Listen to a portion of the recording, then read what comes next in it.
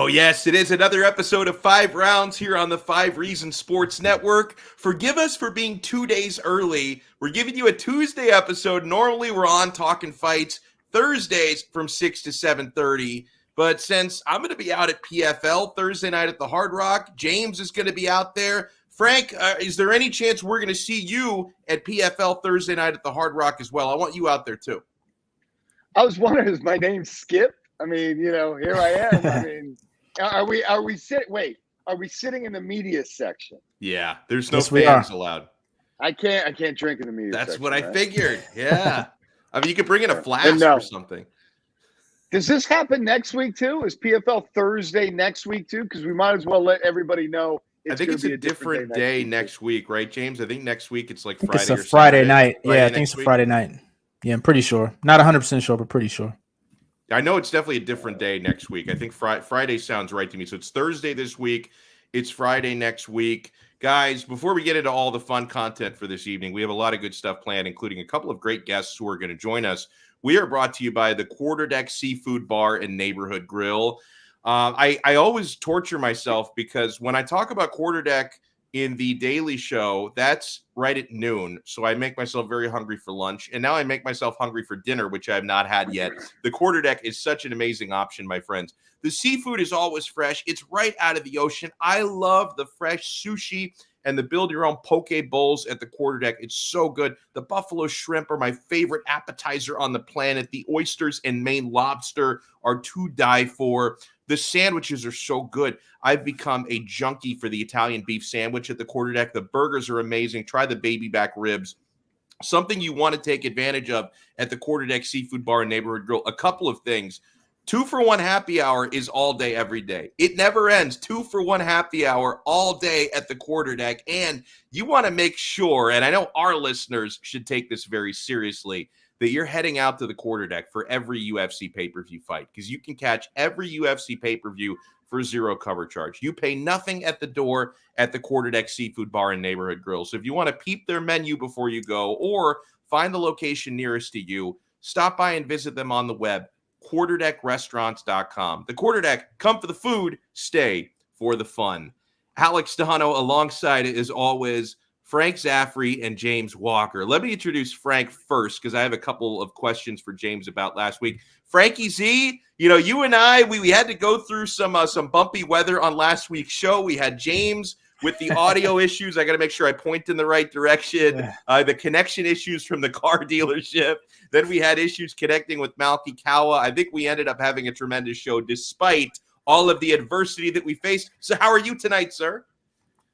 I'm great. I'm just glad the whole band is back together, and let's make sure that every guest that comes on, we get on the air tonight, because I think we had Malky in late, but we couldn't trump Jonathan. I mean, he was on a roll. So I mean, we lost one. So hopefully everybody's on time tonight. We've got a smooth show. Tonight's going to be a fun one, man. And I have triple confirmed with everybody. At 6:30, we're going to talk with BYB Extreme Fighter, bare knuckle boxing. He's also got an MMA background and an amazing nickname. Rene White Boy Rodriguez is going to join us at 6:30. He's going to be fighting back in the Trigon on September 11th at the James L. Knight Center in Miami. And I've seen this dude fight before in person. Not somebody you'd want to meet in a back alley unless he's on your side. I mean, he is an absolute savage, and he's going to join us in about 26 minutes. At 7 o'clock, guys, we're going to be joined by mixed martial arts royalty, alumnus from The Ultimate Fighter Season 1, longtime professional fighter, and now a PFL commentator. He's going to join us. We'll talk about his career. We'll talk about the PFL playoffs, the big fights coming up 2 nights from now at the Hard Rock in South Florida. Ken Flo Florian is going to join us at 7 o'clock. So it's a fantastic star-studded show. And speaking of PFL, let me introduce our third co-host, who's back. He's in his humble abode. No connection issues this time around. We love to see his beautiful face again. James Walker. Now, James, I couldn't attend the one last week, and I have so many regrets because I watched it on TV. Looked to be a lot of fun. I'm happy to be going out there a couple nights from now. You attended the PFL event last week, PFL 7 at the Hard Rock. What was that like, taking it in person? And then feel free, my man, to segue into a pretty horrific performance by Rory McDonald. Now, I'll give Ray Cooper credit where credit is due. I didn't think he could get it done, and he dominated with his takedowns, dominated Rory McDonald for 3 rounds. Yeah, Alex. Well, first of all, it was a great night of fights. I went in with no expectations, no limitations. I'd been to several UFC shows, so I knew what the highest level of production and MMA, production and performance looks like. And I've been to some local shows, so I knew what the low end side of it looks like as well. PFL, I'm telling you, they really put on a great produced show. I don't know what it looked like on TV. I've seen some TV. It looked great on TV. Okay, it looked great in person as well. They really put a lot of money into their production. The layout, the cage, the way everything was set up was really high end, and they were as close to a UFC production as I've seen from a second or third or fourth organization, so to speak. I've never been to a Bellator event, but the PFL did a great job in that respect. They treated the media very well. Obviously, the fighters stepped up. I think 4 out of the first 6 fights were first round finishes. You don't see that a lot, especially live. So the fighters really brought it, and it was just a very well done, professionally done event. So you'll enjoy yourself, Alex. It was I was very impressed with that, and I was also impressed with the overall talent level at PFL. Again, I went in without any expectations.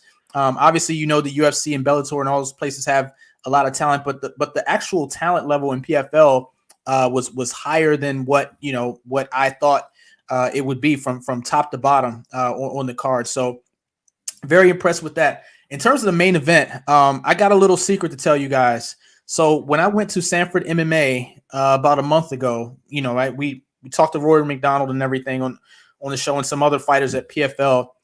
I watched Roy in sparring, and it was something that, you can't really, you're in the gym, you kind of keep everything in the gym. And I watched Rory McDonald in sparring for about 5 or 10 minutes, and he didn't look that great. And I didn't know who he was sparring against, the guy who he was sparring against, but he was tagging him pretty well. And I was thinking to myself, it's just a random, sparring day. It's just a little 5 to 10 minute, thing. It's Roy's birthday. It was his birthday that day. And the guy hit him, got connected to him. And I'm like, Rory should be smashing this guy. Even in sparring, it's Rory McDonald, former Bellator champion, former UFC title challenger, probably one of the better welterweights of the last 10 years. And he just didn't look all that great. I kind of put it in the back of my mind, didn't really think much of it, went about my business, came to the fights about a month later, and it was kind of the same uninspired Rory McDonald that I just saw in the gym a month earlier. And at that point, I kind of thought back to like, oh, wow, maybe he, maybe he's at that point in his career to where he doesn't necessarily have that inspiration. Maybe it was just one bad fight. I don't know, but that didn't look like the Rory McDonald that I'm used to seeing. Credit to Ray Cooper. That guy's a beast. And when I went to the show, there was already a buzz in the arena that, hey, this fight should be kind of a pick 'em. Ray Cooper is a beast. This is a guy that not a lot of people know. Everybody knows Rory McDonald. That's probably why he was minus 160 or something like that, favorite coming in. Yeah. But he's a beast. He brings it. He comes to fight. He's going to be a headache for Rory McDonald tonight, win or lose. And it turns out, he brought his A game, as a lot of people on Media Row kind of predicted. And it was pretty much a lopsided fight. So disappointing performance overall by Rory, but overall, I thought it was just a great show, great production value. And last point I want to make that they did a good job with is they made it an event. CC Sabathia was there. Todd Gurley was there. You had other fighters. I saw, Public Enemy #1 was there for you, Alex. Robbie Lawler. Robbie Lawler was there. My dude. Although I hope he gets smashed by Nick. I was going to say, it's probably your Public Enemy #1 right now. With his next upcoming fight. He was there. Vitor Belfort was there. There's just a lot of big names in MMA, but also some, just decent names in sports like CC Sabathia and Todd Gurley. So they made it an event. It was a good atmosphere, even though it was just family and friends only, and most people from the gyms. But when they get their fans in, coming in October, which they're coming back down here, I think they're going to put on quite a show. I was very impressed.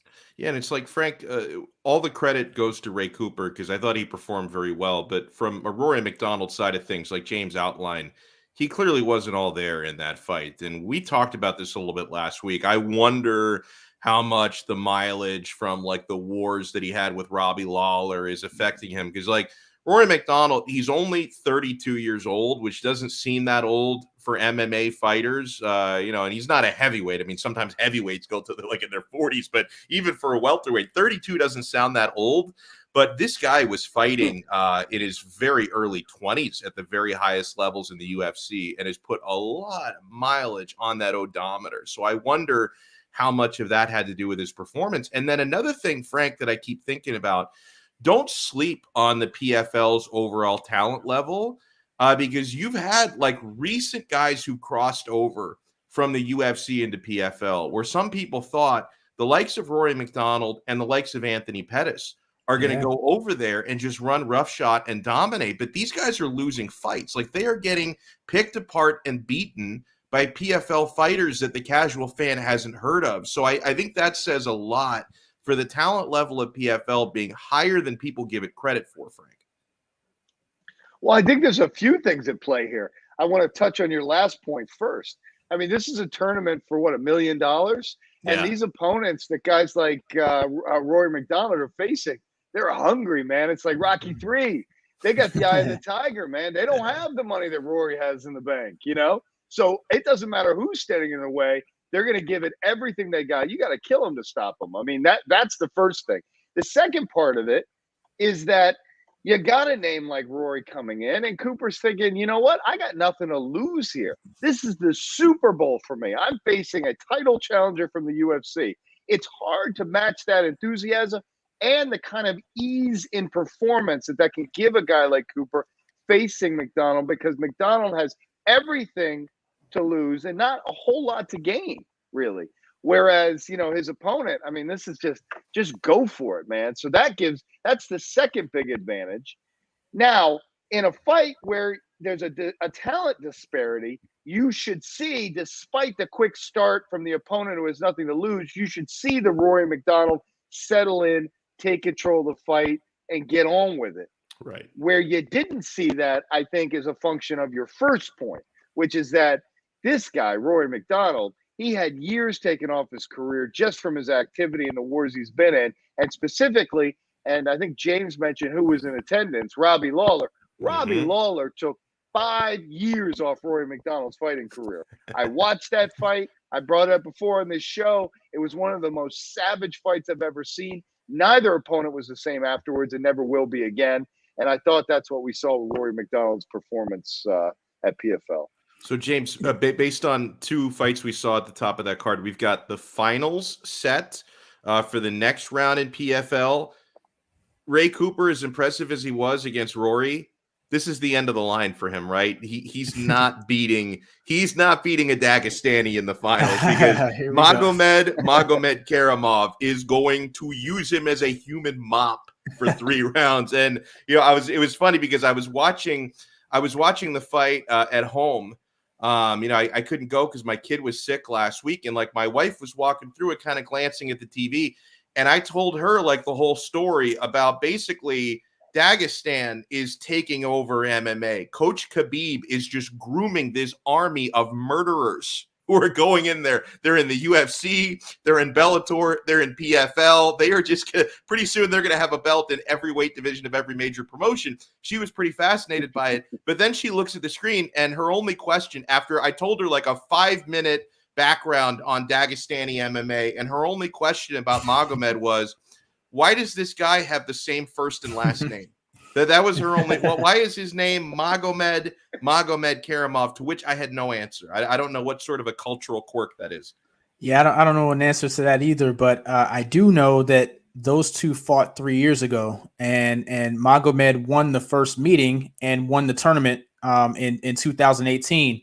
Now, I asked Ray Cooper in the press conference after the fight, are you a different fighter since the last time you fought him? And he said, most definitely he is. And he's experienced, and he also won the 2019 tournament. So it's a battle of the last 2 champions. With COVID last year, there was no, 2020 champion, but Magomed won in 18, Ray Cooper won in 19. And they're going to meet again for the second time in this championship. So it's going to be a great matchup. I think it's going to show everyone knows what Magomed is going to do, as with most people with that style from Dagestan. They're going to, you know, pressure you. They're going to try to take you down. They're going to try to grind it out. We're going to see. I think it's the winner of that bout is going to be determined on how much Ray Cooper III has really grown since his first matchup with Magomed. So, because you know what Magomed's going to do, but how different of a fighter is Ray Cooper going to be since he was 3 years ago? And James, I'm excited for the event on Thursday. You know, I got a chance, like you were at the Sanford MMA Media Day a few weeks ago. I went to the American Top Team Media Day the day before that, and I was watching Kayla Harrison grapple, had a chance to speak to her. She's really awesome. She's great at promoting herself, in addition to being a world-class fighter and a two-time judo gold medalist. Yeah. She's incredible. I'm really looking forward to her fight against Jenna Fabian. You know, it's being billed correctly as a striker versus grappler. The problem for Jenna Fabian is, unfortunately for her, Jenna Fabian, I think, is a far better grappler than she is a striker due to her, you know, Olympic gold medal pedigree. So I don't think it's going to be particularly close of a fight. But, you know, there was a clip that went viral yesterday. I was actually on this media call. It was, you know, reporters asking questions to Jenna Fabian and to Kayla Harrison. And dude, did you see this? Yeah. So cringe. This caveman reporter comes on and he got absolutely verbally bodied by Harrison, but he asked Jenna Fabian. And the funny thing, the lack of self-awareness in this guy, like you can tell it was completely ignorance. Like he didn't mean anything disrespectful by it. He is a Neanderthal. This dude was like basically saying to Jenna Fabian, like, oh, you're really pretty. I guess you don't really want to get hit in the face. Why are you doing this? And he also like mispronounced her name. He called her Gina when her name is Jenna. And then Kayla Harrison steps in and is basically like, would you ask a man a question like that? Like, dude, she bodied him. I don't know who this guy is, if he's changed his name, if he's like left his job and like moved to the Middle East somewhere. Like, I don't know what happened to this dude, but James, he absolutely got bodied by Kayla Harrison and the clip went viral. Yeah, it's disappointing, and I've seen this really play out over the last few months. The MMA media during the Conor fight, you know, the Conor Dustin Poirier fight, the questions and things like that just weren't very good. And this isn't indicative of all MMA media, but unfortunately, as a whole, it isn't as professional a talent pool as other sports. And Alex, you know, we've covered many different sports, you know, in our careers. From a media perspective, MMA is still a very young sport, and the media side kind of has to catch up. You know, you wish everyone was Ariel Helwani. You wish everyone was very professional and the best at what they do, and you know, really take their craft seriously. Unfortunately, there's too many on the MMA media side that's not. But you know, there are some good MMA media out there, but just too often this kind of stuff kind of happens in this sport, and it's kind of unfortunate. You just hope that kind of thing churns faster, so we won't have these kind of instances in the future. Can we blame Dana White for that a little bit? I know we're talking about a different league, but I mean, it all starts with the UFC. I mean, it was becoming something, and James is right.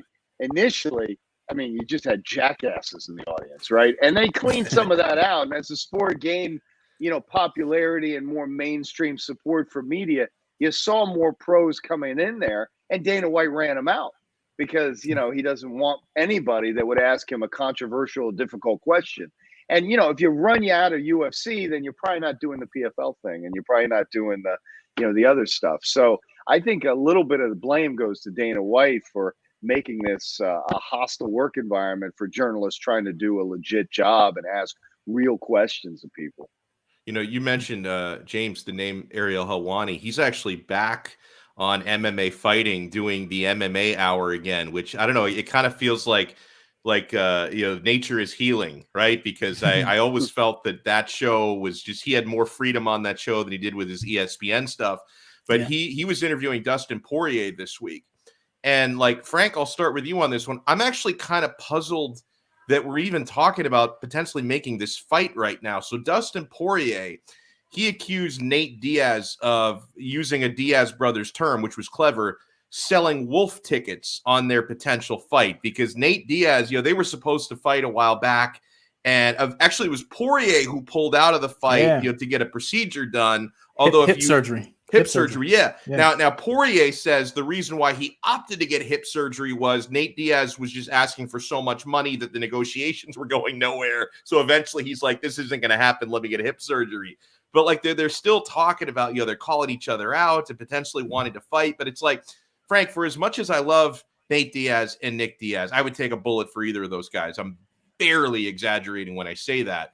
I don't know why. I don't know why Dustin Poirier is talking about Nate Diaz right now, because shouldn't he be thinking about fighting for the title? Because that's the next fight for him. And even if that's not the next fight for him, as soon as old Conor McGregor's leg heals up, he can kick McGregor's ass again and get a gigantic payday for that. So it's like Nate Diaz right now should be so far in Dustin Poirier's rearview mirror. That just goes to show the power of the Diaz brothers, that even though, Poirier has two potential fights on the horizon that are both bigger than a Nate Diaz fight, he's still talking about a Diaz brother. Bro, it shows the elevated IQ of Dustin Poirier. I mean, what's a title fight with Charles Oliveira going to earn Dustin Poirier? Whatever his contracted amount is, the pay-per-views. I mean, what's it going to get him? I mean, yeah, he'll get the belt, but he's next in line for the belt anyway. If he waits a little bit, he'll still get his opportunity. This guy is smart. You only get so many fights in this league. You only get so many opportunities to earn the kind of money to carry you into your post-fight life. Nate Diaz is the fight to make for him. He's 100% right to do it. A third go around with Conor McGregor, sure, that might make him some money too, but he's already wasted the guy twice. I mean, really, am I going to buy that again with any excitement or anticipation? I think if Dustin has good management, and it sounds like based on the kinds of fights he's looking for, he has excellent management. I think Conor needs to fight somebody else to legitimize an opportunity to maybe try to redeem his 2 TKO losses to Dustin. Dustin should chase Nate Diaz down. The Diaz brothers have just incredible fame and fan interest. It would be a great fight. It would make Poirier millions of dollars. And of course, that's the fight to take. A guy like Charles Oliveira, he's interchangeable with a bunch of other who cares champions that we've seen in MMA over the years, especially in the UFC. Somebody like that will always be available to him. Right now, make money. Dustin, you're doing 100% the right thing. You've talked me into it, actually, honestly. And our guy Alex M in the chat, he says he's praying for Nate versus Dustin. God, you talked me into it, because I'm thinking about it on the most basic level, okay? Because Frank, you make a compelling point. If I'm just gonna think, me personally, which fight would I rather watch out of those 3 options? Would I rather watch Dustin fight Oliveira for the belt? Would I rather watch Dustin fight McGregor yet again? Or would I rather watch Dustin fight Nate Diaz? When I put it on the simplest terms, give me Nate Diaz. Give him Nate Diaz. So you're 1,000% right. And Alex, if I ask the casual fan who the lightweight champion is, how many do you think could tell me Charles Oliveira? I don't think too many. I mean, he really is one of the most uninteresting champions in terms of fan interest. A lot of people would probably say Khabib. The people would say Khabib because he never lost the belt. Or Conor McGregor. I mean, they'd have no idea. Or maybe Dustin, because as far as I'm concerned, Dustin is the uncrowned champion right now.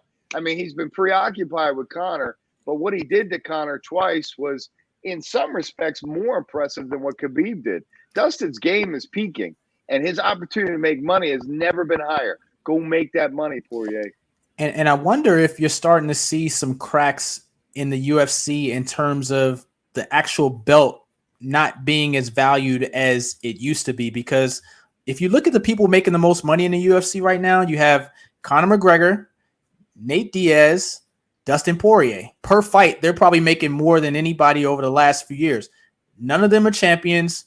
None of them are even fighting for the belt. None of them doesn't really seem that interested in fighting for the belt or even care. So they're basically fighting each other for these big money fights and making a ton of money while you're having the champion, going through all these tough, number one contender fighting number one contender after number one contender and not making that much. So I wonder, like Frank said, maybe Dustin is ahead of his time and just kind of realized that, you know what, the belt isn't that important. He can kind of make his exit plan, fight Conor 2 times in a row, fight Nate. He can retire after that. If that hot sauce money. Yeah, if he wants to. Yeah, we got a text in where somebody said, the Oliveira Poirier is the most interesting fight. Yeah, you're a fight fan, man. So am I. Of course, Yeah. that would be interesting strategically. I'm talking about making money. I'm talking about Yep. casual fan interest, And James, you're 100% right. The cracks have been coming. And look, you really got two paths in the UFC. George Masvidal's proving that, right? You have two paths in the UFC. You either can be the kind of dominant athletic force that can get the title and defend it for a long time and become a Goliath moneymaker that way. Israel Adesanya, John Jones, Kamaru Usman, I think is going to be that guy. Mm-hmm. Or you can be the guy who can make the big money fights. Dustin Poirier is becoming that guy. George Masvidal has become that guy.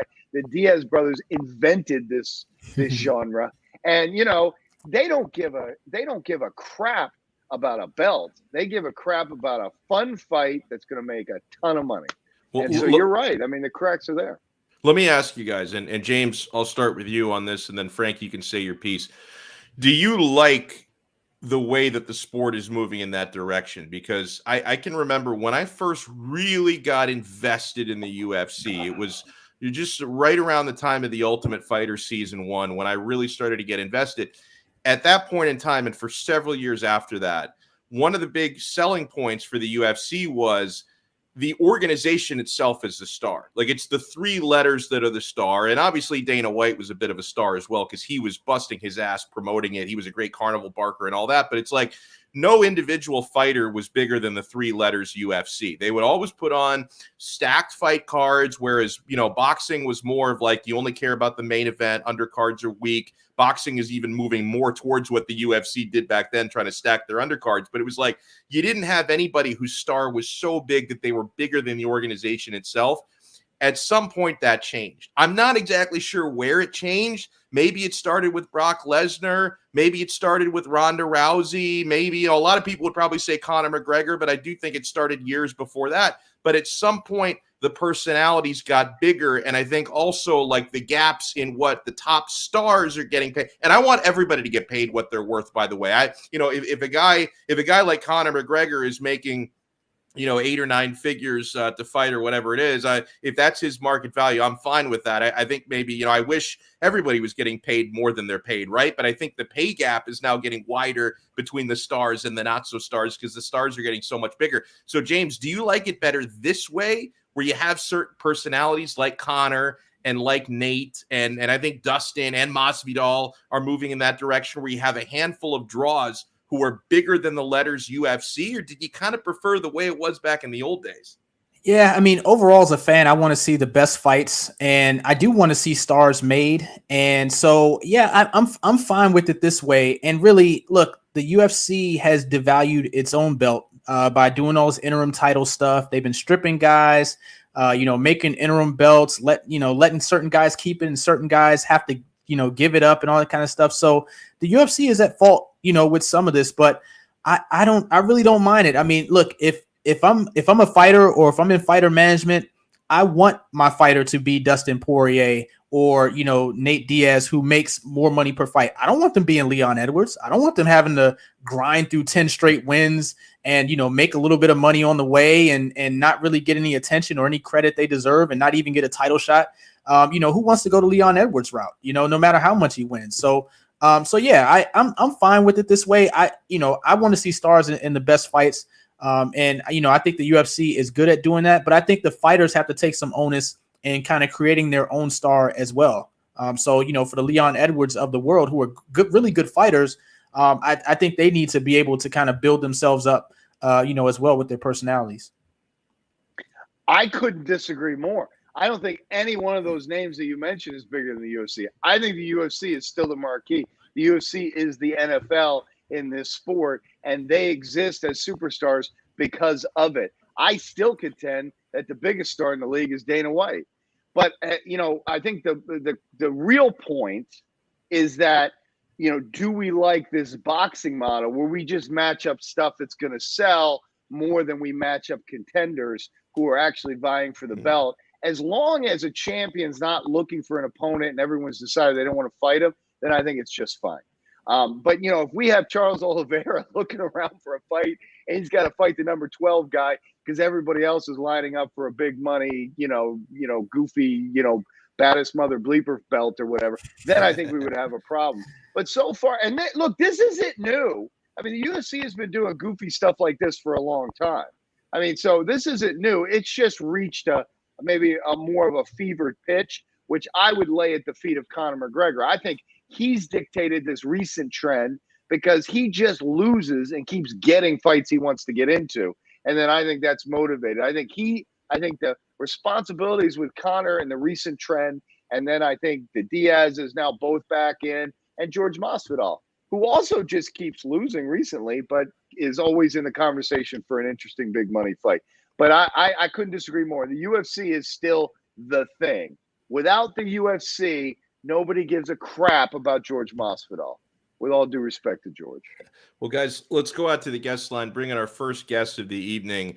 I watched this guy fight. I think it was in May, the last BYB Extreme show that I went to at the fairgrounds. I was thoroughly freaking entertained by the entire card, and by this individual especially. It was one of my 3 standouts on that show. We are joined here by Rene White Boy Rodriguez. I love the nickname as well. He's with us here on 5 Rounds. I think there we go. There he is. You're looking good, my friend. How are you? Good, man. I'm sorry, man. I just woke up from had a long day of training. Well, good for you. So you're getting ready for September 11th. You're back in the Trigon James L. Knight Center. So how heavy? I mean, you're almost a month away from the fight, a little less than a month away from the fight. So how heavy is the training these days? What phase are you in the camp?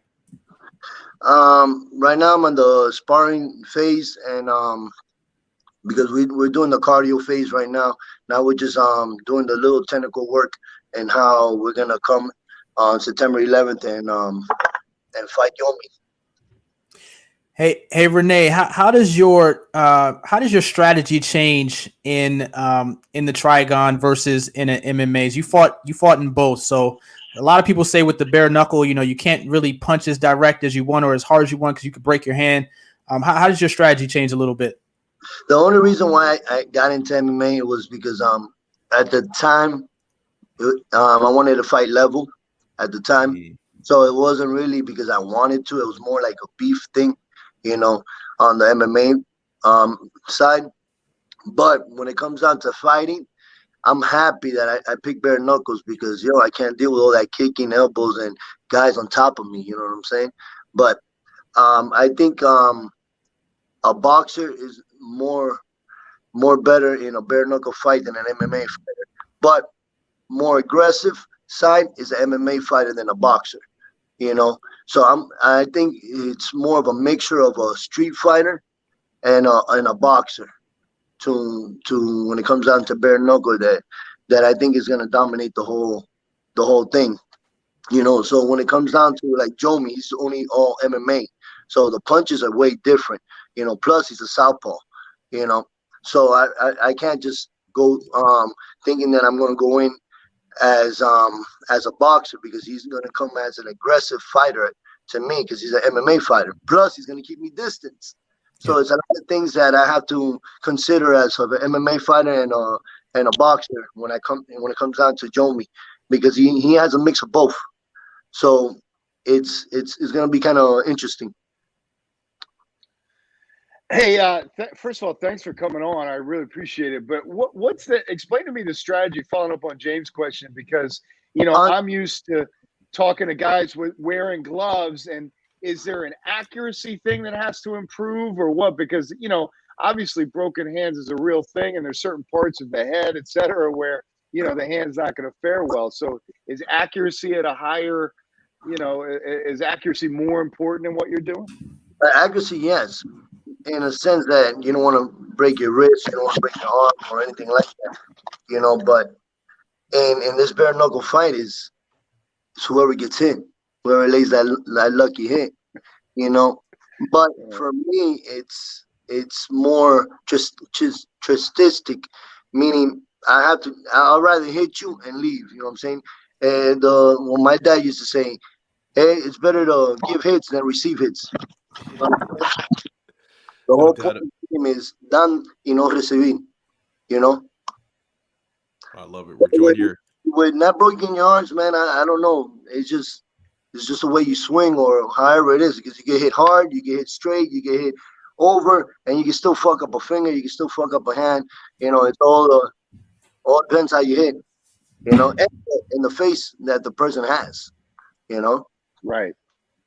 Rene, I mentioned you were one of the standout performers for me when I watched you fight a few months back, and one of the other standouts that night was Jomi. I was super impressed with him as well. So first things first, on this fight between you two coming up, is there bad blood? Is it strictly professional? Like, how are you approaching that, you versus him? Nah, it's professional. He's from the backyard, so I'd rather be somebody from the backyard than somebody that just came and just joined the league. You know what I'm saying?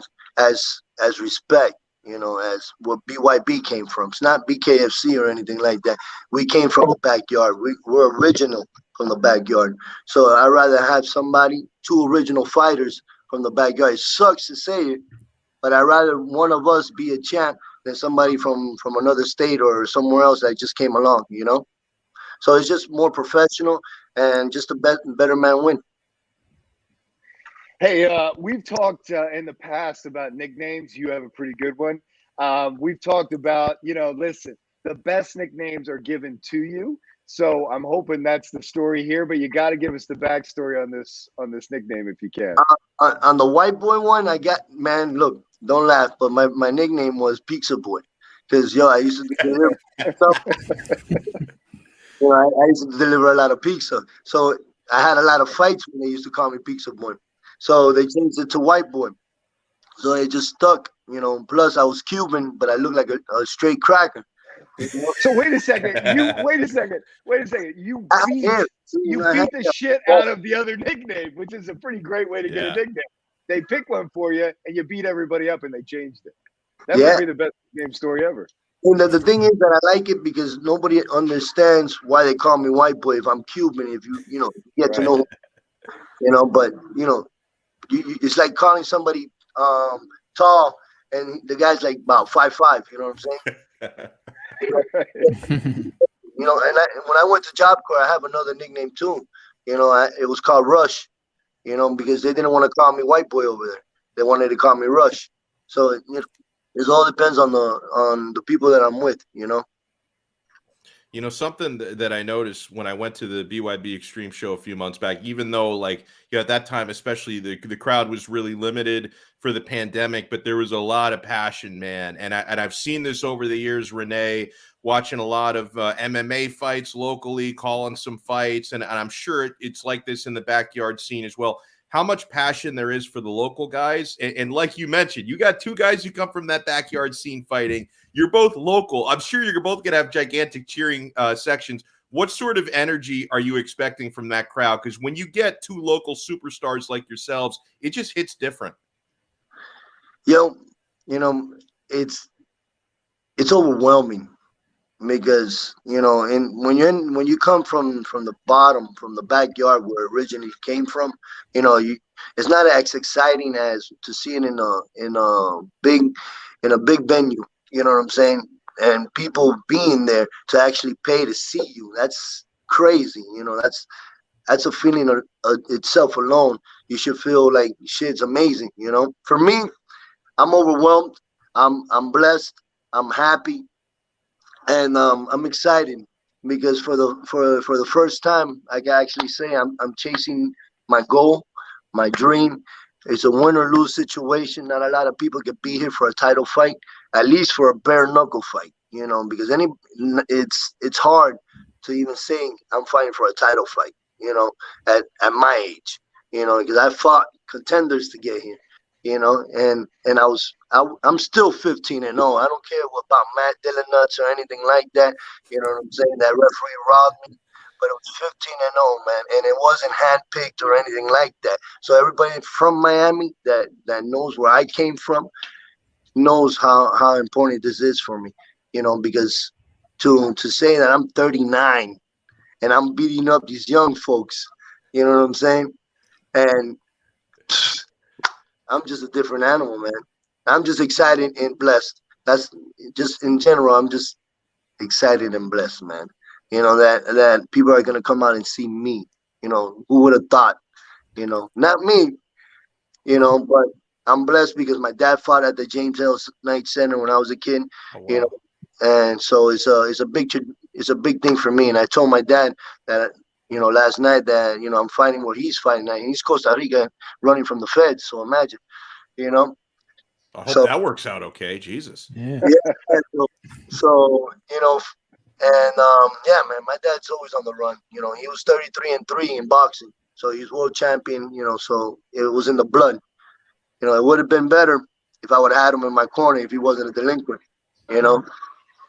Hey, can you, because we have some listeners obviously from outside the area, can you talk a little bit about the backyard scene, where it came from, how it's managed, because there's a lot of people watching that don't understand this, and there's a lot of people that have come from it and are coming up from it that are starting to make their way into mainstream, like you.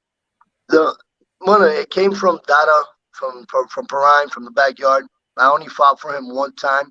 That came out in Telemundo, but I used to fight for another league called Bad Dog. It was a competition against Dada and Bad Dog in the backyard at the time. We'll do ours in the warehouse. Dada will do his in the backyard. But from all the backyard, it was just people straight from the streets, straight delinquents, people that were hungry. People that did it for fun. I did it for fun.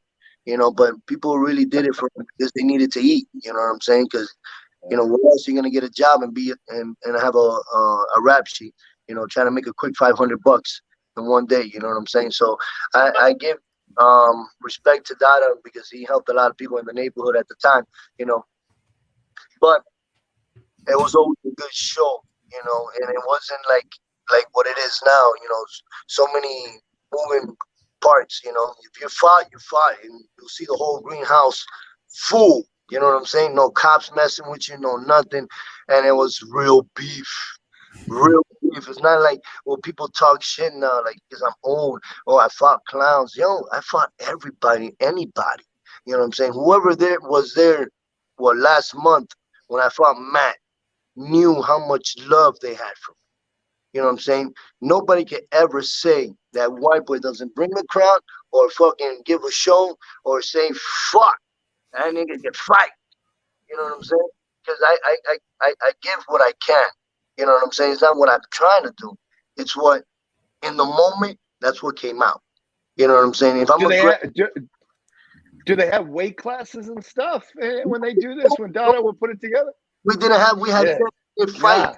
You know what I'm saying? You know what I'm saying? And if you tapped out, Dada loves for you not to tap out. If you tap out, you got it. I don't know what the hell he says to you, but he gets you to fucking, hey, let's kick this guy's ass.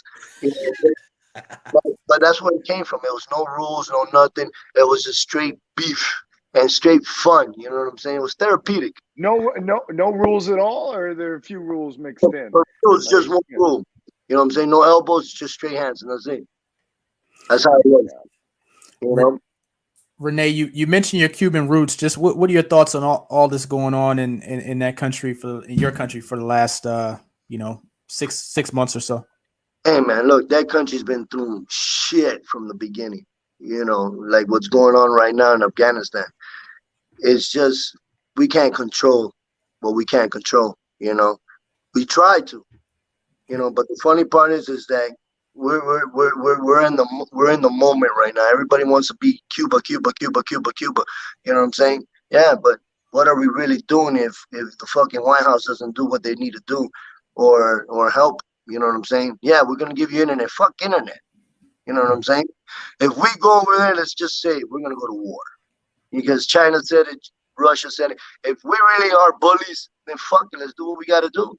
You know what I'm saying? But the president just showed us the other day that we're pussies. So, I can't say anything, you know what I'm saying? We can't even send money. We can't do anything, you know what I'm saying? It's out of our hands. But what I can say is I'm ashamed, you know what I'm saying, that we came this far and we just gave up on everybody. You know what I'm saying? Do you have family over there right now that you're trying to connect with? Out there, man. Yeah, but my dad sends money out there, man. They live better than I do. You know what I'm saying? Well, listen, God bless, man, and I hope we can make things better over there. I really appreciate your time, Rene White Boy Rodriguez, and he's going to be fighting, and this is going to be an awesome fight, man. I'm going to be down there at the James L. Knight Center, September 11th. Jomi versus White Boy is going to be a ridiculously fun fight. So let people know where they can find you, man. If you got social media you want to promote, connect with the fans, the floor is yours. I'm White Boy, aka the High Elite Champ. You can find me on my Instagram, High Elite Champ. If you follow me, you're gonna see a show. You're gonna be entertained. I don't know what to say because I don't like to brag about myself because I don't. I'm here to fight. I'm here to show who I am, and I'm gonna be the first one for BYB to be the champ. You know what I'm saying? And maybe I might retire after that because Mike wants me to retire. Maybe I could retire. No. Yeah. No. They get, you know what I'm saying? And this is bare knuckles, man. After I win this belt, I'll probably fight 1 or 2 more fights, but I'm done after that, man. You're the Tom Brady of this kind of fighting. You'll go till you're 45. Crazy. You might. Nah, man. I'm just happy I'm in this position where I could say that I'm here, you know. And 8 years ago I couldn't say that. So, you know, I give all glory to God because I'm here because of him and the hard work that I put in, you know. Well, God bless you, man. Best of luck in the final preparations. I look forward to watching you fight in person. Thank you, man. Hey, just want to give a shout out to Jomi, man. Hey, I wish you the best, man, and better man wins. I love that sportsmanship, man. That's beautiful. I love that. Rene White Boy Rodriguez, thank you so much, man, and have a great rest of your week. Hey, you too, man. God bless, man. Stay safe. That was awesome stuff, man. And listen, I loved what he said, by the way, about that fight, because you never know with some of these big fights. There could be a grudge there. They're both local guys, so I thought maybe there's like a big rivalry of some kind, but he said it, man. He's got respect for Jomi, and he would rather either one of them be champ than somebody who's from outside the area. So I love that. I have a lot of respect for that, man. So that was really good. And Frank, we got to get you out to that. Frank, if I can promise you, we can get a table there with alcohol service. Would you go to that one? Because I know you're not interested in sitting in press row. All right. Do you remember when Level was going to take us out? And I wimped out on that because I'm like, went wait. out too. I mean, who's going to stand next to me? Somebody's got to get me in and out of there. Right. You know, I mean, it was an intimidating idea to cruise into somebody's backyard in Perrine and watch that melee. And then, you know, how do I get out? I mean, James, Alex and I went to an event at American Top Team, which we can talk about now because it's already aired on television. But we got followed for blocks and blocks and blocks by the late Kimbo Slice. Do you remember that, Alex? No, wow. I think I wasn't with you. I drove you. I took a left. He took a left. I took a right. He took a right. Really? Are you sure? Like, yeah. I thought I remembered you telling me that story. Was I there?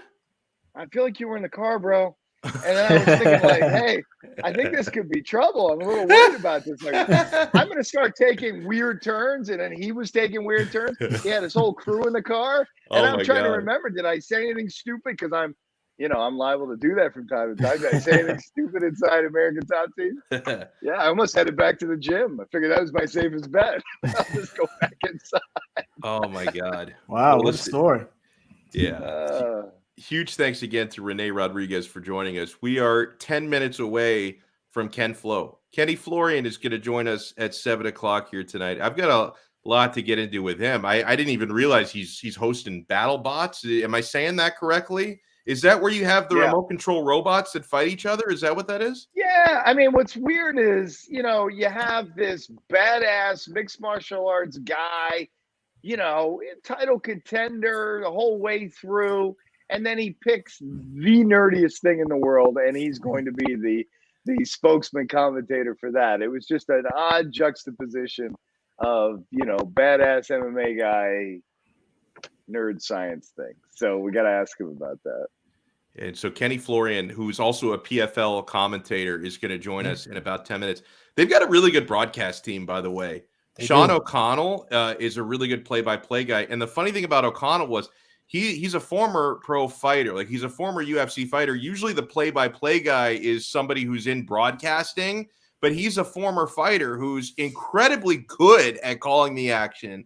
And then they've got K-Flow and Randy Couture on color. Like, honestly, I think the UFC has some good broadcasting teams these days, so I'm not tearing them apart. I think they've got like a couple of good teams now, but I would hold PFL right up against them. I think they have a really good team now. Yeah, and Alex, something I saw pretty much after every fight, and you'll probably see this on Thursday, is the amount of respect the fighters have for the broadcasting team. That as soon as they left the cage, they were giving fist pumps, to each member of the broadcast. And I think you only really get that when you have people from fighting backgrounds, so to speak. You know what I mean? So like, there's Randy Couture, fist pump. We both made that walk. Oh, there's Kenny Florian, fist pump. We both have made that walk.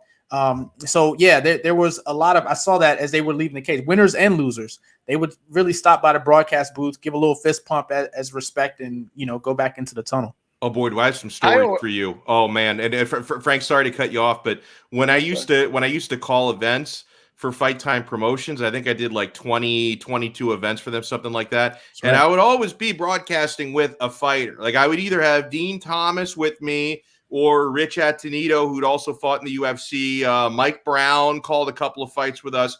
And bro, I have gotten snubbed so many times on the DAP. Like, it gets to be embarrassing. Like, when the fight, and even the ones who know me would still, like, they would walk by, they would give DAP to Dean, and they would give DAP to Rich, and like I would hold my hand out, and they would just like turn and walk away from me. It was humiliating, man. Zero respect for the guy like me who never made the walk.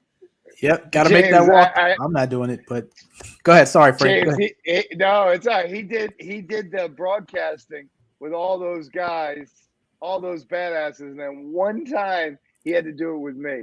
And I thought you were fine. I can't tell you what a disaster it was because, James, I sat down and I thought, like, how hard could this be, right?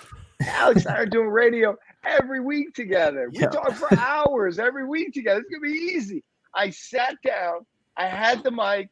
Action started. Completely froze. I couldn't get a syllable out of my mouth. I couldn't see what was happening through the cage. No idea what. I don't know what to say. I'm starting to sweat through my shirt. They made me.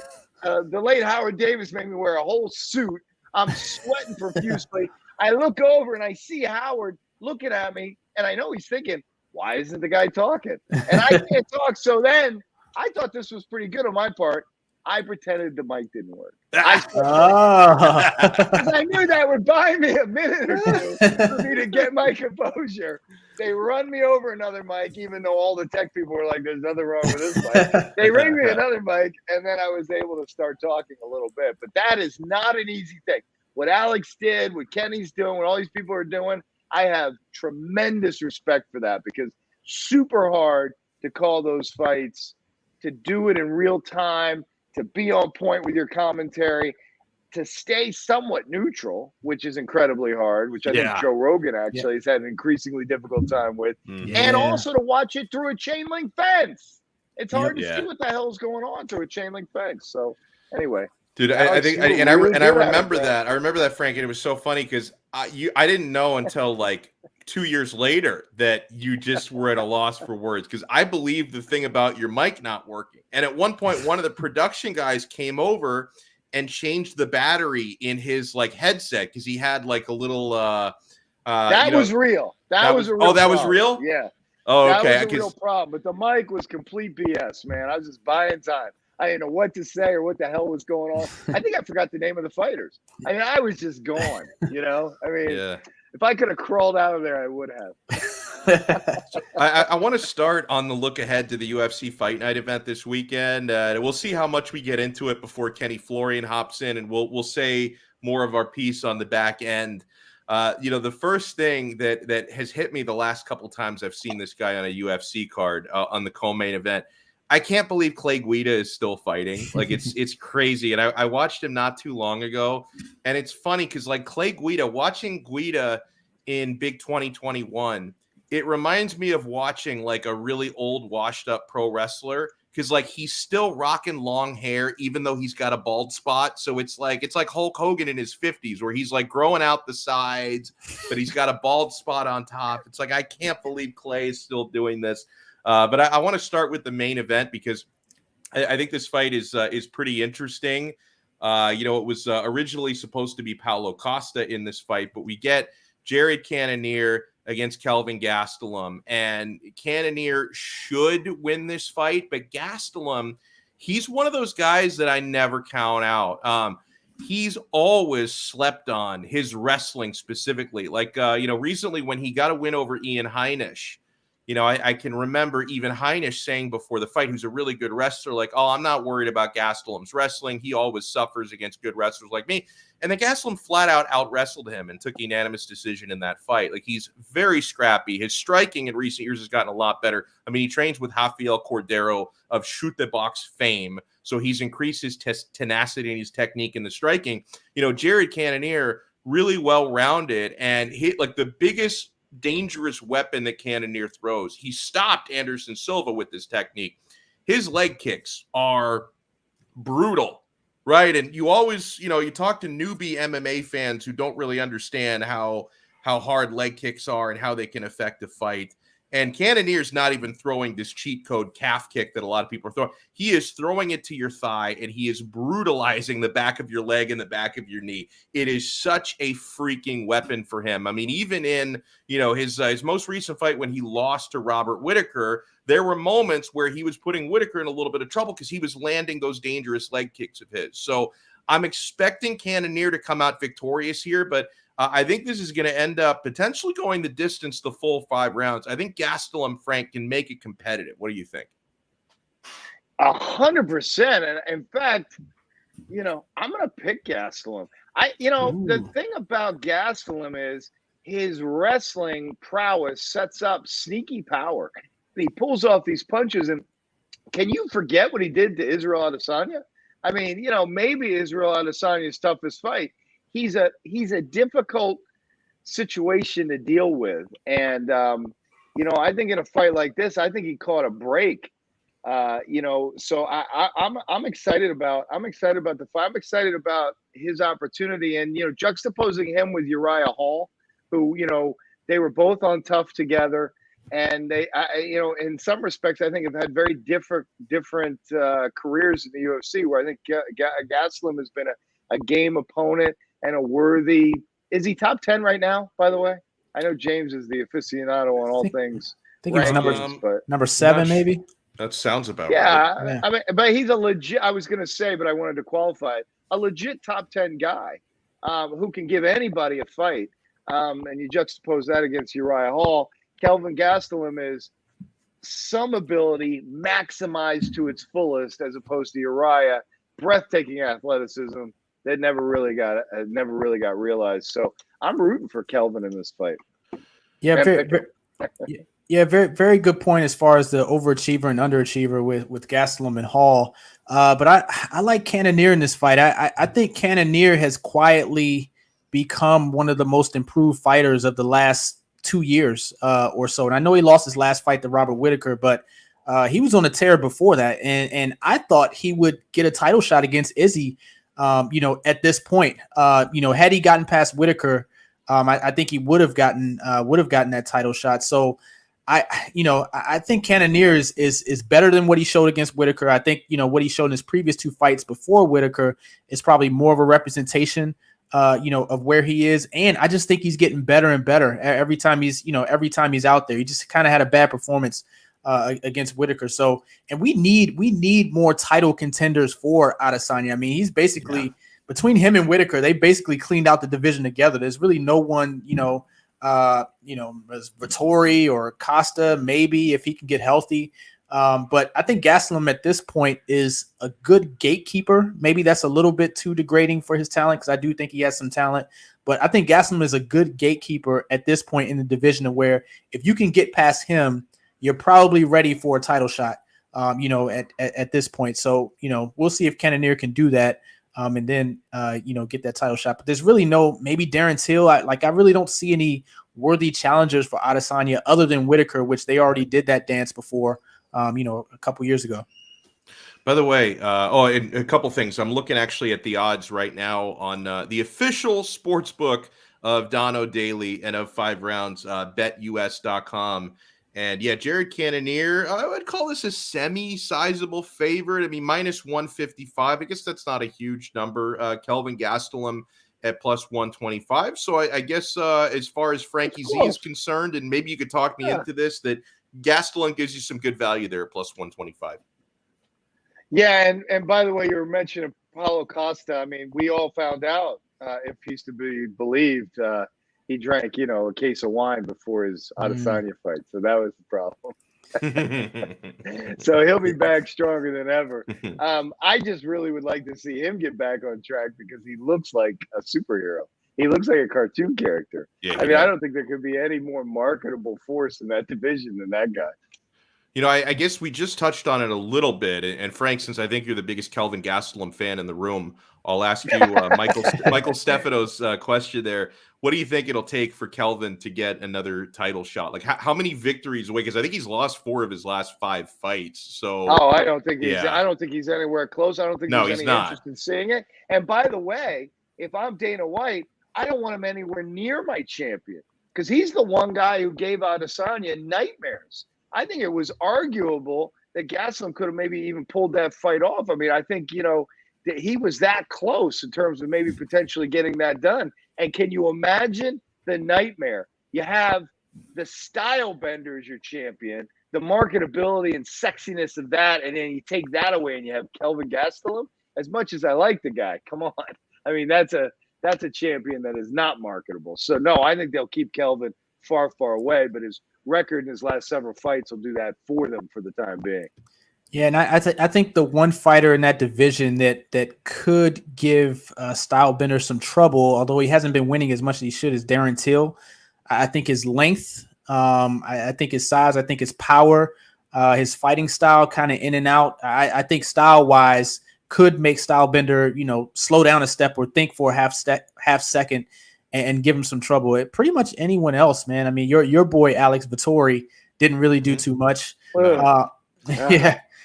We saw what happened with Costa. I thought Costa would give him a tough fight. He made that look easy. Maybe it was an off night because he had a bad day at the office or whatever. So maybe if he can work himself to a rematch, but I really don't see anyone in that division outside of Darren Till that could really stylistically match up with Adesanya. I mean, it's got to be Robert Whittaker, right? I mean, Robert Whittaker also marketable, but a phenomenal talent. I think he just got caught in their fight. I think he deserves an opportunity. And I think with a good game plan, I think he could give Adesanya a lot of difficulty. But, look, Adesanya is so fast and he punches from such weird angles. You do not want to get in the pocket and mix it up with that guy.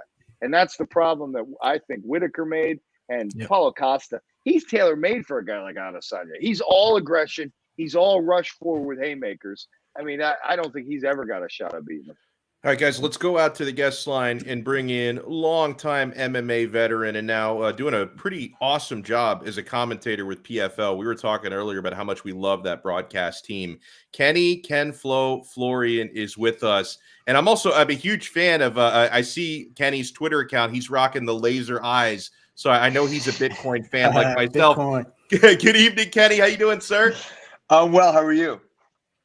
Doing really, really well, man. And first things first with PFL, as mentioned, you guys do a great job calling the fights. The presentation is great. And the quality of fighter is clearly very high because, you've noticed, recently guys like Rory McDonald and Anthony Pettis coming over off of UFC runs. And I think some fans might have expected they're just going to run through the playoffs like a hot knife through butter. And we're actually seeing them lose fights and getting picked apart. And I thought Ray Cooper's performance was awesome against Rory McDonald last week. So a guy like yourself, Kenny, you've got plenty of experience. What do you see in the talent level at PFL? Yeah, no question. I definitely think there's been a huge improvement in the quality of fighters this season. And I think that, just the nature of the format, it makes it extremely difficult and unique. These guys are now, let's see, they're going to be participating, and the guys from last week have already done that, are participating in their 3rd fight in 4 months. If you have 3 fights in a year, that's a relatively busy year for most elite professional mixed martial artists. 4 is like really busy out the year. And at the end of the day, these guys are going to have 4 fights in 6 months. Going through one training camp for one fight, we'll do a number on you. And these guys are going from fight camp to fight camp, back to back to back, and of course having tough competition in the process. So I think that's extremely difficult for these guys, and so not only the quality of the competition is making things difficult, but I think just the nature of the PFL season itself. Hey, Kenny, we were talking earlier, and we were talking specifically about what was, I think, a lot of at least casual fans would consider a very disappointing performance from Rory McDonald. Does some of that have to do with, and I'm old, so pardon my reference to Rocky III, but does some of that have to do a little bit with Eye of the Tiger hunger? Because you got a guy like Rory or some of these other UFC guys that come in and they've made a lot of money, but these guys they're facing, this is a big purse, man, and it's, win or go home. I don't think that's an unreasonable thing. I don't know exactly what the reason would be for someone like Rory, specifically. So I don't want to make any assumptions, but that's a real thing. I do think that's a real thing. I think, anytime you've been around the sport for a very long time, I think for a lot of fighters, for a lot of professional athletes, that kind of becomes your identity, and it's hard to kind of get out of the game. So I think that that's a real thing. I think that there's a lot of fighters that are coming up that are maybe newer to the game that are hungry. And anytime you have a bigger name in the sport, you have a target on your back, and guys are looking to knock you off that ladder and use your name to advance their careers and, of course, challenge themselves. And I think we had a guy in Ray Cooper that was absolutely hungry. And, is it the fact that Rory was maybe not as hungry? I don't know. I think Ray is a fantastic fighter. It could have just been his night. And who knows, again, with these camps, guys come in injured and busted up and tired. And I think there's so many factors in mixed martial arts. It's hard to pinpoint just one thing. And maybe it's more than one thing. Kenny, thanks for coming on the show. Your last fight was against Jose Aldo a decade ago. How mind-blowing is it to see him still out there putting on great performances like he did a few weeks ago? It really is very mind-blowing, to see that level, not only, in the UFC, but to see that he is still, showing improvements and still being able to fight at such a high level is extremely impressive. And it's a testament to him as a fighter. We were just talking about motivation and hunger. I mean, he clearly still wants it. He had trouble cutting to 145 pounds when I was fighting him, supposedly. And now here he is, basically having to rearrange his whole life to make 135 pounds. That can't be easy. That takes serious motivation. That takes serious hunger. And the fact that he's, looking like he is kind of still in his prime, certainly in that third round, he looked like it was, the best Jose Aldo I've ever seen. And he looked clean and technical throughout the fight. So to me, Jose Aldo is still one of the best in the game. An obvious candidate for a Hall of Fame and one of the best guys to ever do it. So it's awesome to see. And one of the true professionals in the game, has always been ultra focused and, has really never needed to talk trash to be successful and to fight at a high level. So it's awesome to see guys like Jose do well. Hey, Kenny, I know we got to get to PFL. We'll get back to PFL, but I got another question about a UFC or former UFC fighter. Isn't soccer your sport? I know you were a tremendous mixed martial artist, but soccer's your thing, right? Khabib just signed with a soccer team. I know, I saw that. Do you hear that story and wish that was you? That's amazing. I know his dad was like a big soccer guy. I know his dad would regularly get together with friends on the weekend and play soccer. And, he was like a big soccer fan and stuff. And obviously athlete. And Khabib as well, supposedly was playing soccer throughout. And I saw that, that's really, really cool. I don't know if it's kind of Is it a publicity stunt? I have no idea, but it's really cool to see that. And Habib is continuing to do amazing things. So that's awesome. And I'm glad you brought that up, Frank, because I saw that the other day. And if you hadn't have brought it up there, I would have forgotten to mention it on the show. We're joined here by Kenny Florian, who's going to be calling the action Thursday night. Another round of great PFL playoff fights. Obviously, you guys can watch it on ESPN2, but it's going to be at the Hard Rock Live at the Seminole Hard Rock. I know James and I are going to be out there. We're going to try and convince Frank to. Awesome. He doesn't leave his house, so hopefully he's going to come by as well. But Kenny, I wanted to ask you about the main event. Kayla Harrison is awesome, and Jenna Fabian, I think, provides a really interesting stylistic matchup. This fight is being billed correctly as grappler versus striker. So how could you see this fight playing out, Kenny? Because I think the dynamics are going to be really interesting here. Yeah, it is. I think that this is easily the best striker that Kayla Harrison has faced. And I think what makes it interesting is that, when you look at Eugene Behrman and the guys over at City Kickboxing in New Zealand, they have done an extremely good job of turning high-level kickboxers into highly successful mixed martial artists. I mean, you look at Israel Adesanya and what he's done, and all the guys over there.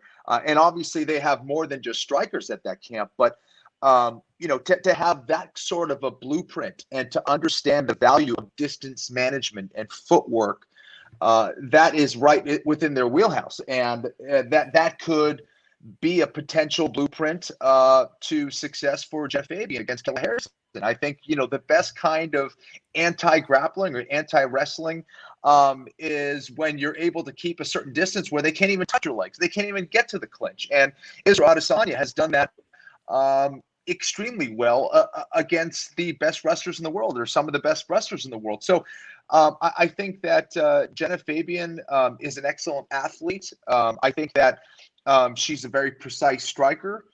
I don't know if she has the kind of one-punch knockout power that can kind of deliver that KO to Kayla Harrison, but she could potentially put together some beautiful combinations, keep her on the outside and sting her and be able to move around the cage and avoid those grappling exchanges. So I think that's what it's going to come down to. But Kayla is going to do what Kayla does best, and she's so good at, getting people to get to that clinch. And once she's in that clinch, her world-class judo kind of takes over, and she beats people up on the ground, or she submits you shortly thereafter. So I think it's really going to come down to who can dominate that clinch and or who can get to the clinch and who can dictate the distance of that fight.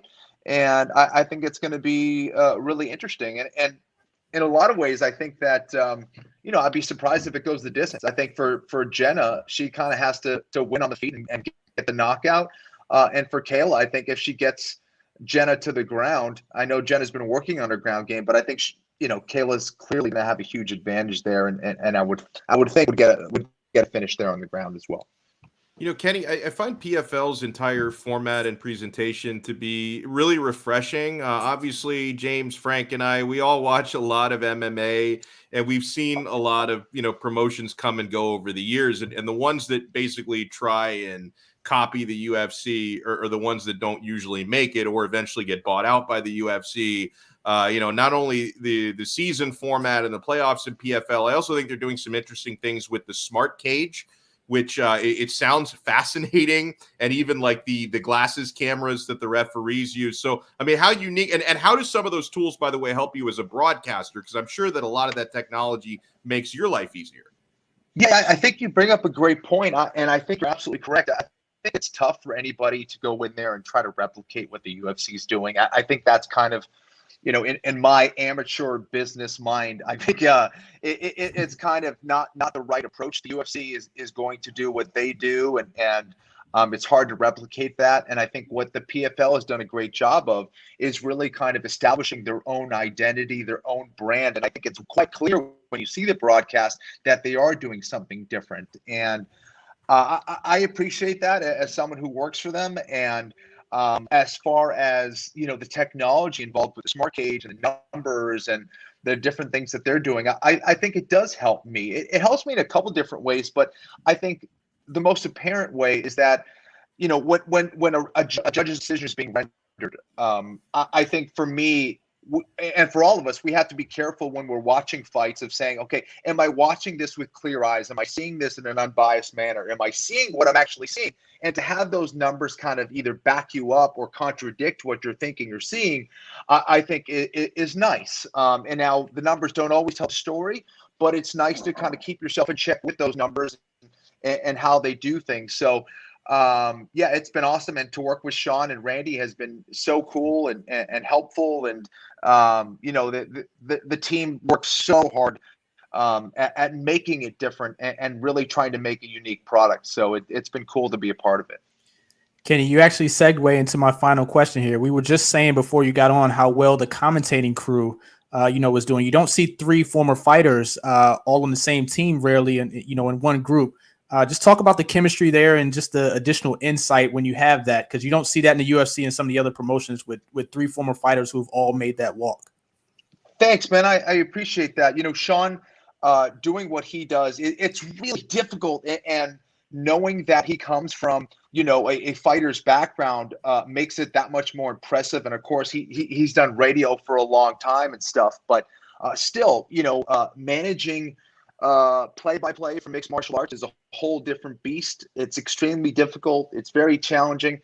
And for me, coming into this season, I was a little hesitant and unsure how it was going to work, because I've never worked with a three-man booth before. So I have worked with Randy before. I had never worked with Sean. So coming into this season, I think the PFL and those guys made it really easy for me to transition. And I think that we've built up a really good chemistry off the bat. You know, I think, you know, having the ability to bust each other's balls and joke around, I think makes it fun, and knowing them outside of it makes it a little easier. But I think that we've hit a good stride, and I think we're only going to get better. So thank you. Kenny, I can tell you a three-man booth is tough. I mean, I've been dealing with it for a little while here with James and Alex. Yeah. Hey, I gotta come on. I gotta come on PFL just one more time. Talk to me about BattleBots, bro. Come on, BattleBots. Like that. How did that happen? And is it still going on? And do you enjoy it? For sure, man. You know, yeah, I do. I love it because I love doing different things, you know, and I'm definitely a nerd inside, I think. So, you know, I got approached about six or 7 years ago about doing the show, and, you know, never in my wildest dreams did I think that they were going to pick me. You know, I think they were going to either go, you know, do we go engineering route with our commentary, or do we go kind of a fight, you know, do we go the fight route? And you know, they ended up picking me for the show, and I've had an absolute blast just learning about the sport and learning about the teams and getting to know the teams. And we are still doing it. Discovery just signed us for 2 more seasons. I'm actually going to miss the last PFL event of the semifinals next week, because I have to go to Vegas to shoot BattleBots for 3 weeks. So it's a busy month for me this month. You know, I think we have I have to learn and study 60 different teams from all over the world for BattleBots. So for me, it's great. And honestly, I truly learn a lot about combat, but by seeing what they do and kind of getting their perspective of how they approach fights, just as a nerd and a martial arts and combat aficionado, I love to learn, and I apply to my own martial arts and try to learn as much as I can. So it's been fun, man. Kenny, man, I flicked on it a few years ago. I wouldn't have stayed, but you were doing the commentary, so you pulled me in. So well, thank you. Right Thanks, man. Well, this is really good stuff here. Everyone, make sure you follow Kenny on Twitter. It's just his name, @KennyFlorian. And you're going to hear him and see him, of course, on the commentary this Thursday out at the Hard Rock Live in Hollywood, Florida. Kenny Florian, cannot thank you enough for the time, my friend. Have a great call on Thursday night. Thank you guys so much. Take care. Really good stuff there. Really good stuff. And yeah, you know, he probably was a little jealous when he saw Khabib get that soccer contract, because, and dude, did Frank, he play in college? He did. And actually, I remember being so impressed with Kenny, because, you know, when he fought Jose Aldo before the fight, part of the buildup was both of them were really good soccer players, like growing up into their adult years. Because like Aldo, supposedly people always said, oh, you know, if he wasn't a pro fighter, he would have been a pro soccer player. Kenny played in college. And Frank, despite like Aldo was like the more hyped soccer guy, in the build up to their fight, as like a publicity thing, they had like a contest of juggling the soccer ball where you just, you know, you kind of keep like bouncing it up until it hits the ground. And Kenny kicked his ass. Like in the juggling soccer ball contest, like Kenny completely outclassed Jose Aldo. Unfortunately, the fight didn't go that way, but the juggling competition did. So I was like really impressed. I'm like, man, people were talking about how, you know, Jose Aldo was Brazilian. Obviously, there's a lot of hype behind Brazilian soccer. He could have been a pro soccer player. Kenny outskilled him before that fight in soccer. Didn't Kenny play for Boston College? Is it Boston College? I feel like we should have asked him that question, not me. Well, no, I think it is. And that's no joke. I mean, you got to be able to play soccer to play at Boston College. So, yeah. Great athlete, tremendous athlete, and maybe one of the most interesting segues ever in sports, from soccer to kicking people's asses in an octagon. Yeah, no doubt about it, man. No doubt about it. So, you know, something I wanted to bring up to you guys before we close out this episode. I kind of love the fact that Luke Rockhold feels like he can just talk whatever shit he wants to about Dana White with impunity. Like, I guess Luke has like reached a point where he's been fighting for so long. He's a former champion. He knows he's at the twilight of his career, but he's still a draw. So, and also he knows that if the UFC were to cut him, like he's going to land somewhere else. Like he could land in Bellator, he could land in PFL if he probably wanted to. He could fight, you know, over in Asia. Like he doesn't necessarily need to be in the UFC. So Luke Rockhold is not shy whatsoever about criticizing Dana White left and right. Like he criticized him over all the Sean Strickland stuff. And then some of these comments, guys, from Rockhold. And I think it's actually kind of cool that he's speaking up, because we've seen this with the way that Dana White negotiates fights and money with guys. He can be like a mob boss sometimes. And he also will negotiate in public to try and make the fighter look bad to the fans to like improve his negotiating position. And most fighters are unwilling to call Dana White on that because they have everything to lose.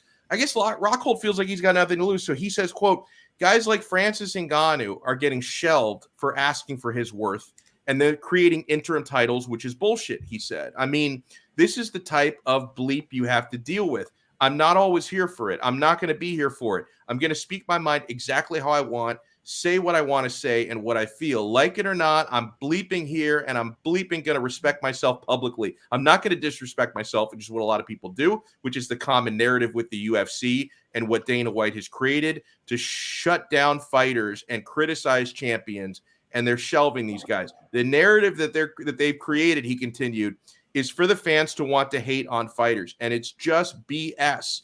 You've got to go out there, respect yourself, and get paid. This is the bleeping fight game. We're the fighters. We're the entertainment. We deserve our worth, he said. So right there, he is calling Dana White out on his BS, Frank.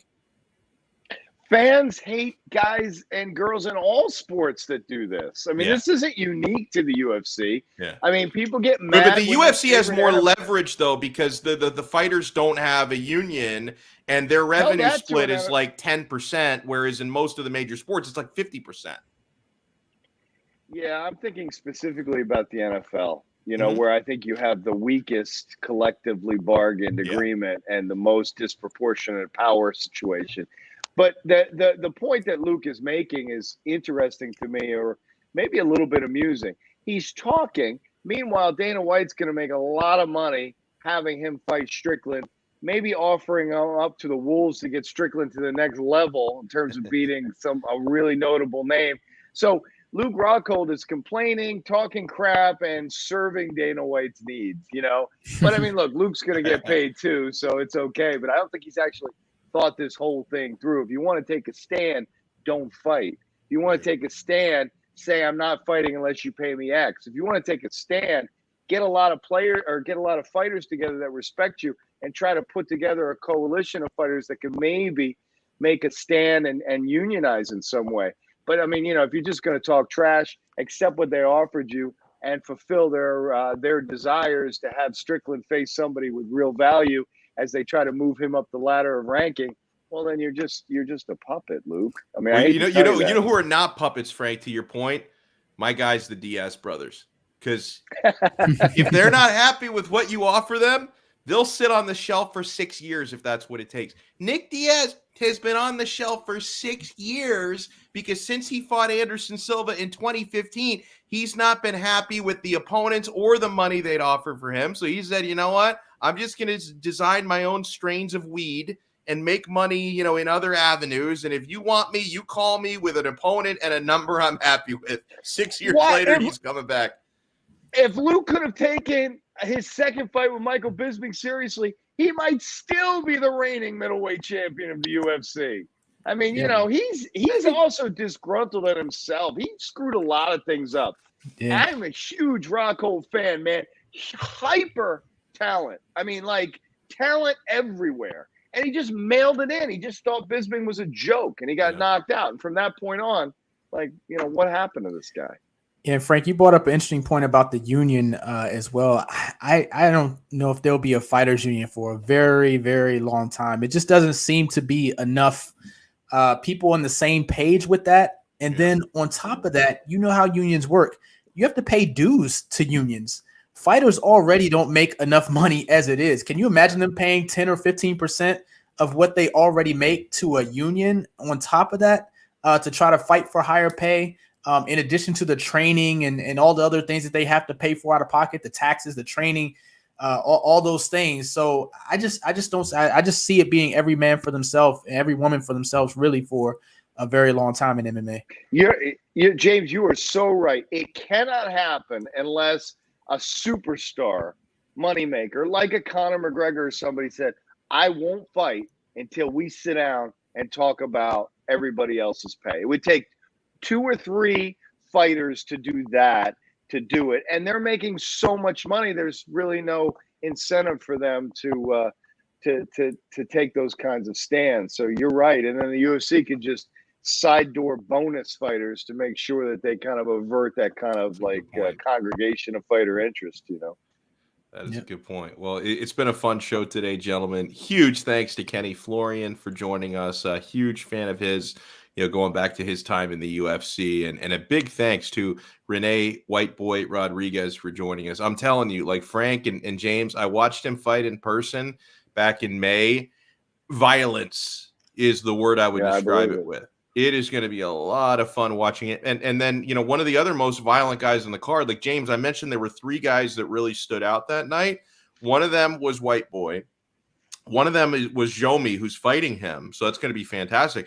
And the other was, do you remember, James, when we were doing the show on Onside Radio and the guy, I feel so bad his name escapes me, but the guy with purple hair from Washington State, he was fantastic as well. And he was a great interview back in the day. So, man, it's going to be really, really good. And by the way, guys, make sure you check out the Quarterdeck Seafood Bar and Neighborhood Grill. This show is served by the Quarterdeck, and it's a perfect fit here for 5 rounds because every UFC pay-per-view fight can be seen at the Quarterdeck Seafood Bar and Neighborhood Grill for 0 cover charge. You pay nothing at the door. Don't go to one of these fly-by-night sports bars to try to charge $20 a head to watch a UFC pay-per-view. You don't need any of that nonsense at the Quarterdeck. You can go there, 0 cover charge, get yourself a table, get yourself a bar stool, and sit there and watch the awesome fights for 0 cover.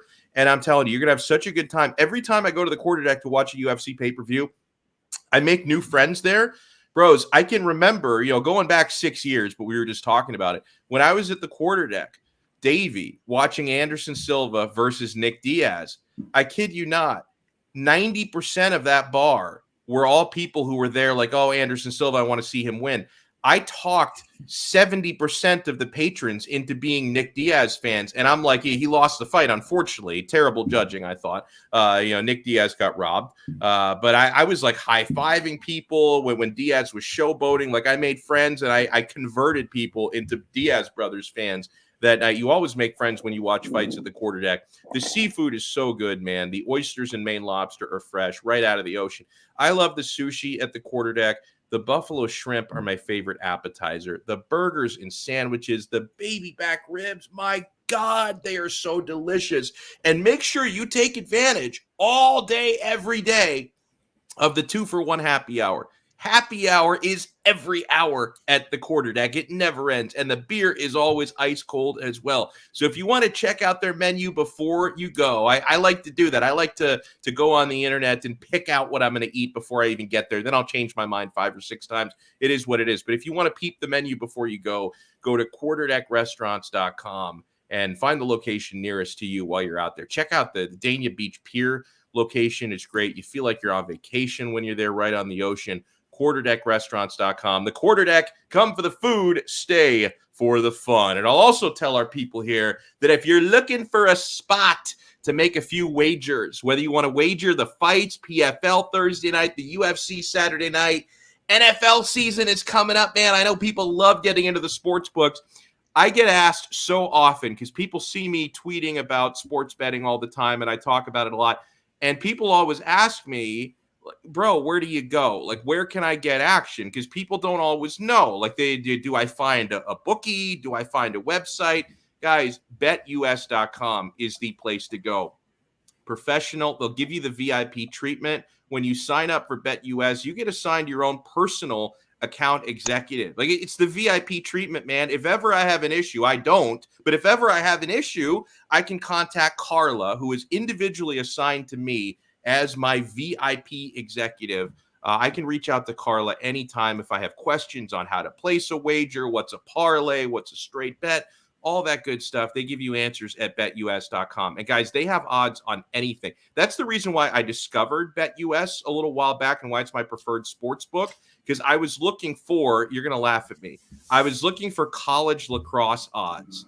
And I could not find them at the sports book I was using at that time. And then I realized betus.com, they have everything, including college lacrosse odds. So when you sign up with our code. Donno has your hookup, 5RSN125. Type that code when you make your deposit, 5RSN125, and get a 125% sign-up bonus. It is a beautiful thing at betus.com. So a huge thanks to Frank Zaffere and to James Walker. Frank, are we going to see you at PFL Thursday night? If I can have drinks, I should tweet Kenny later and find out if he can get me in some section close where, I can enjoy a cocktail and watch the fights.